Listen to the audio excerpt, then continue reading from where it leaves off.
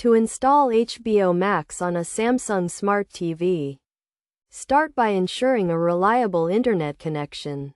Then, open the App Store or Smart Hub using the remote, and select the App section at the bottom of the menu. Next, search for the HBO Max app in the search bar. Click Done, and then click Install to add the app to the TV. After installation is complete, log in to an existing account or create a new one for a smoother process. Consider creating the account on a phone or laptop beforehand.